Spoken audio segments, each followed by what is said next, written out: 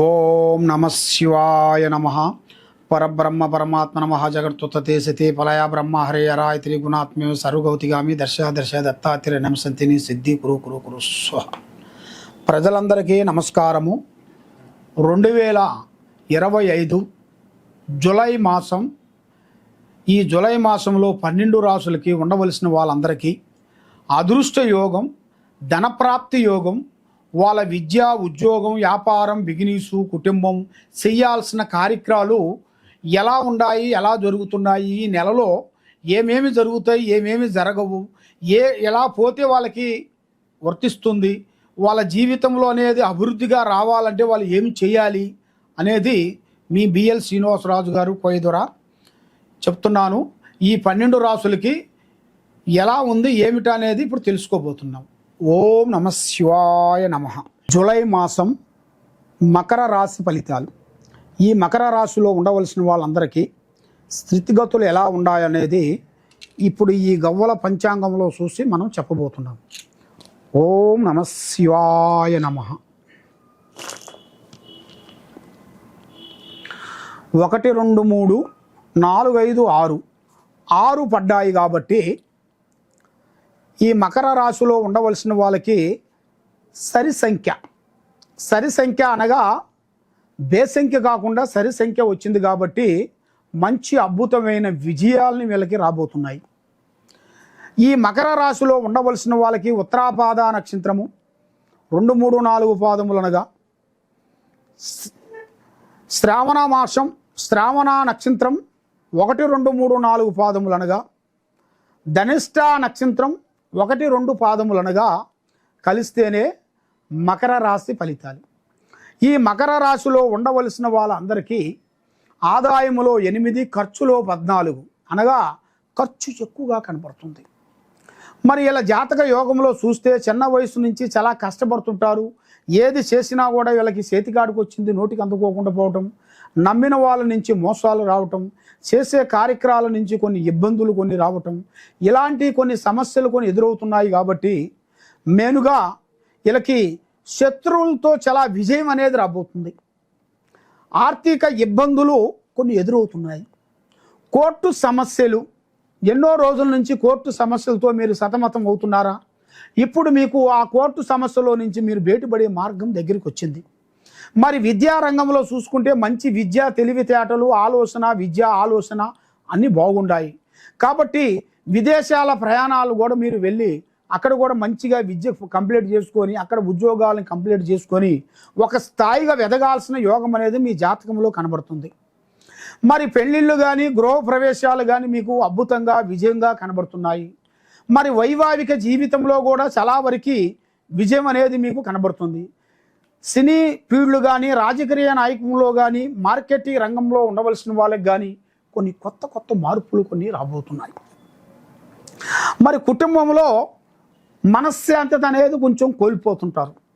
మరి ఇంట్లో ఎంత కష్టపడ్డా కూడా దానికి ప్రతిఫలం లేకోకుండా, మనసు శాంతి ఉండకోకుండా, మానసికమైన ఇబ్బందులు కొంచెం పడుతూ, నమ్మిన వాళ్ళ నుంచి మోసం పోవటం, ఇలాంటి కొన్ని ఆర్థిక ఇబ్బందులతో కొంచెం సతమతం అయిపోతున్నారు. కాబట్టి మీకు అంటూ ఒక మంచి రోజులు అనేది రాబోతున్నాయి. కాబట్టి మీకు దగ్గర ఉండవలసిన వాళ్ళు మీ బంధువులు, మిత్రులు, స్నేహితులు ఎవరో తెలవదు, కానీ మనకు సంబంధించిన వాళ్ళ నుంచి మీకు పరువు నష్టం రాబోతుంది. చాలా జాగ్రత్తగా ఉండాలి. మరి ఈ పరువు నష్టం వలన చాలా వరకు కొంచెం ఇబ్బంది అయ్యే మార్గాలు కూడా కొన్ని కనబడుతున్నాయి. మీరు కొంచెం జాగ్రత్త పడాలి.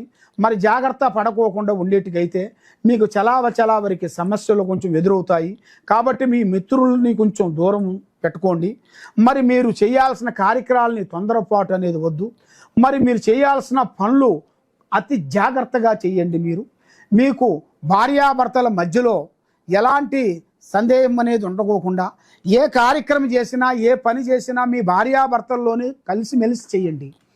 ఆమె కాకోకుండా నీ సొంత నిర్ణయంతో నువ్వు చేసావనుకోండి చాలా నష్టపోతారు. చిన్న మాటే పెద్ద మాట అవుతుంది. చిన్న నిప్పే పెద్ద కొండను చిన్న నిప్పు పెద్ద కొండనే తగలబెడుతుంది. అదేవిధంగా చిన్న మాటే పెద్ద ప్రాబ్లానికి ఎదురు అవుతుంటుంది. కాబట్టి మీరు చేయాల్సిన ఈ రాశిలో ఉండవలసిన వాళ్ళకి అందరికీ మంచి మంచి కొన్ని అద్భుతమైన విజయాలు కొన్ని ఉన్నాయి, కొన్ని నష్టాలు కూడా కొన్ని కనబడుతున్నాయి. కాబట్టి మరి మీరు ఏ కార్యక్రమైనా ఏ పనైనా ఈత చేసినా కూడా తొందరపాటు అనేది వద్దు, నిదానమే ప్రధానము. ఆ భగవంతుడు దయ వలన మీకు మనశ్శాంతి కలిగి లక్ష్మి నిలబడిపోయి చేయాల్సిన కార్యక్రమాలు ముందుకు వచ్చేసి ఎలాంటి ప్రాబ్లమ్స్ ఉండకోకుండా ఆ భగవంతుడు పారాధన అనేది మీరు తప్పకుండా మీరు చేయాలి. శివారాధన చేయాలి. శివుడాజ్ఞ లేనిది సేమైనా కొట్టదంటారు. మరి శివుడాజ్ఞ లేనిది సేమైనా కొట్టదని పెద్దవాళ్ళు ఎందుకు అంటారంటే ఆయన భగవంతుడు గొప్పవాడు కాబట్టి మనం చేయాల్సిన కార్యక్రమాలు కూడా ఆ భగవంతుని మనస్ఫూర్తిగా మనం పూజించి ఆయన నమస్కారం పెట్టుకుంటే మనం ఉండాల్సిన కష్టాలు, దరిద్రాలు, దోషాలు, గ్రహాలు, దరిద్ర దోషాలు కూడా మన మీద నుంచి పటాపంచలైపోతాయి. మరి ఈ శివారాధన చేయాలంటే మామూలు పూజ చేసి వచ్చేది కాదు. మీరు శివాలయంలోకి వెళ్ళి శివ పంచాక్షరి మంత్రాన్ని చదవాలి.